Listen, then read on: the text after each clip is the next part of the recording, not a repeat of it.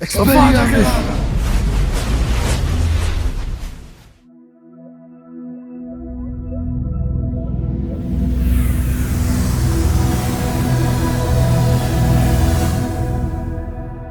welcome back to the Cina-Verse, and this is part 2. This is the final part, so we'll talk about a couple of Easter eggs, references, and we'll also make our final predictions on where we will think the Fantastic Beasts franchise might go. Well, this is one that I didn't get on the spot.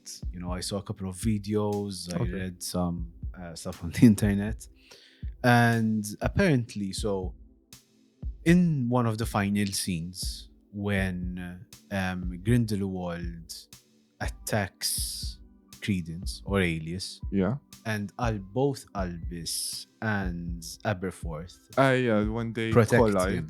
That's the second time that both Albus and Eberforth actually worked together against Grindelwald. The first time, when Albus and Grindelwald were young, they were best friends. They had this plan to take over the wizarding world, to take over the Muggle world. For a moment, Dumbledore wanted that as well, but he saw the error of his way. Grindelwald went to Dumbledore's house. There was Albus, there was Eberforth, but there was also their younger sister, Ariana. Now, Ariana was a Obscurus. An altercation happened. Grindelwald shot the killing curse. I don't know against whom, if it was at Eberforth or it was at Albus, but both Albus and Eberforth deflected it and they started dueling. One of the curses, we don't know if it was Albus's or we don't know if it was Eberforth or if it was Grindelwald. One of the curses hit Ariana and she died. That's how she dies. And Grindelwald leaves. That's where the rift happens between Albus and Eberforth. Because they know that one of them is responsible for Ariana's death.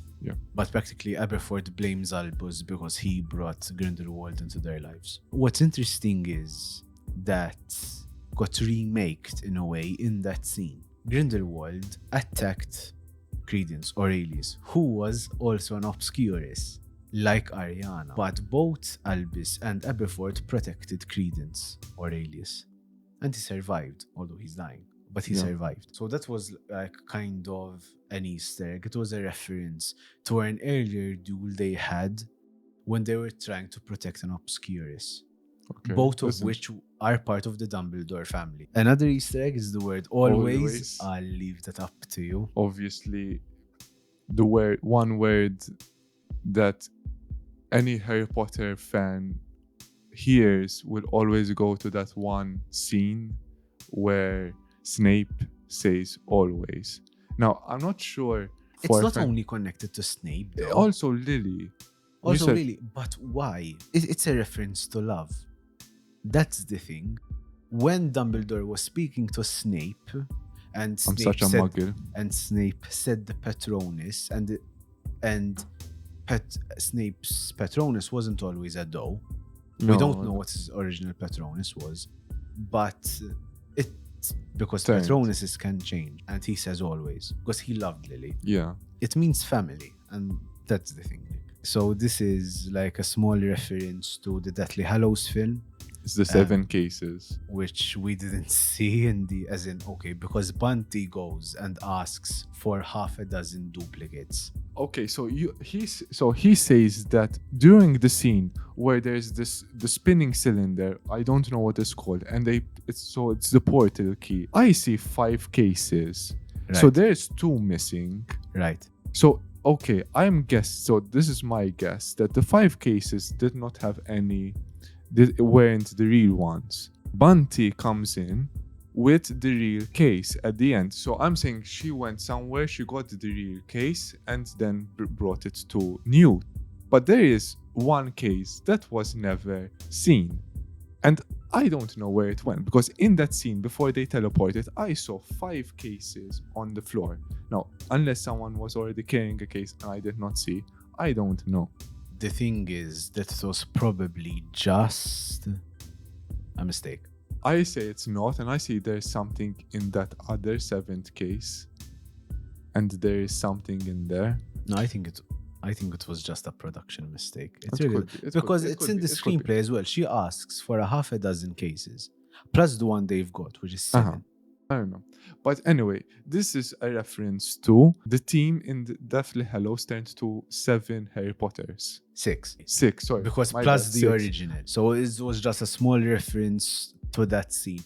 Eberfort'S Patronus. Now, I don't know if you know this, No. but Eberfort'S Patronus is a goat or a ram. We do see Eberfort in the 7th film do a Patronus, but it doesn't take any form. But he cares very much for the chillin', which is very much like a small goat. Now, I didn't make this up. I read it somewhere, right?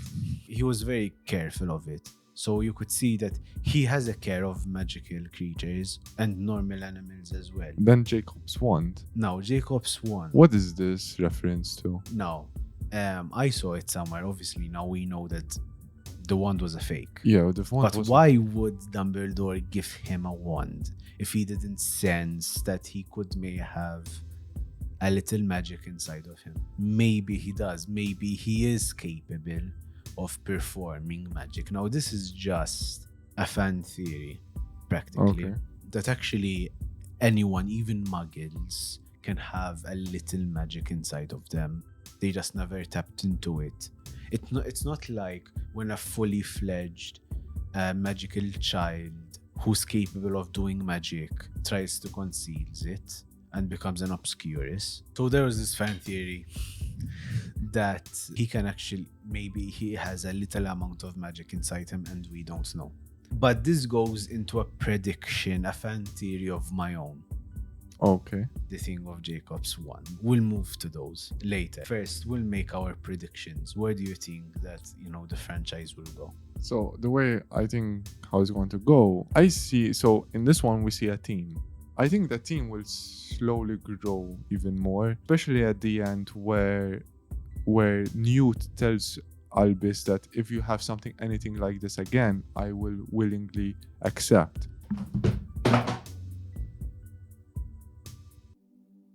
Thank you. I think from now on there will be like a sort of Avengers kind of thing. Okay. Not totally like an Wizards Assemble. No, but like more of now we see this group that came together and go on missions and go on discovering and sort of exploring the world for Dumbledore. I do hope we see Dumbledore, how he became a headmaster. We see him become a headmaster. And hopefully we get more secrets about Dumbledore. Right. I think that's the most interesting thing that I really love about the Harry Potter franchise is the secrets of his secrets, and also more Fantastic Beasts. Yeah. As in, what I can say is, obviously, I don't know where they're going to go with this. 2 films are planned. More. So it's a 5-film series. The last one is 1945. Yeah.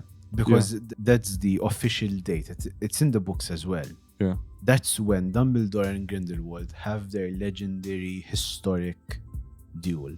Yeah. Where, as in, shockingly, it's not. Dumbledore wins. Everyone knows Dumbledore wins. As in, Dumbledore has to win, because then Exactly. Harry Potter... Obviously, they have to bring something to the story. I hope they do something is going to be lost. There has to be something else apart from the duel that Dumbledore eventually wins. They have to do something that Dumbledore, and even though he won the battle, he loses something. Exactly. We don't know what, but I hope that to make it very interesting. The thing is, the year 1945 in the Wizarding world is very important. Because although 1945 is the year that Dumbledore fights Grindelwald, it's also the year Voldemort, Tom Riddle, graduates Hogwarts. If it's 1945 and you take 7 years to graduate, then in 1938, exactly. In 1938, Dumbledore goes to speak to Tom Riddle in that orphanage.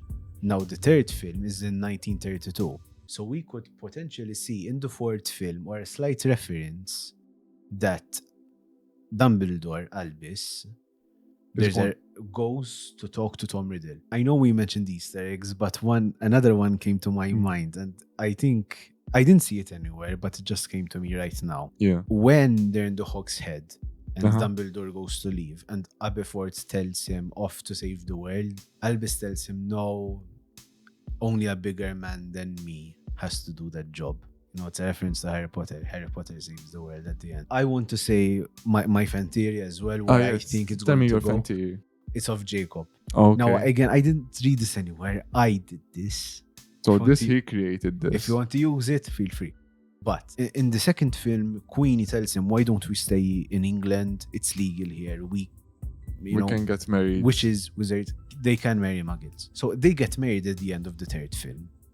But it's not legal for them to stay in the US. So obviously they're either going to live together in secret and Or keep their magic a secret, or they go move to England. I read about Newt's life as well. Newt and Tina get married and they go to live in Dorset in the UK. The thing is, wouldn't it be cool if Jacob, for some reason, maybe for safety reasons, has to change his name? But the name he chooses is a reference to a character that we later know in the Harry Potter series.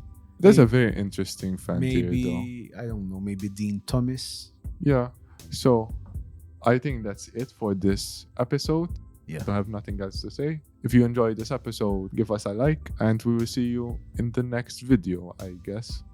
I don't know why I'm awkward with this. So like, Comment and and subscribe. Nox.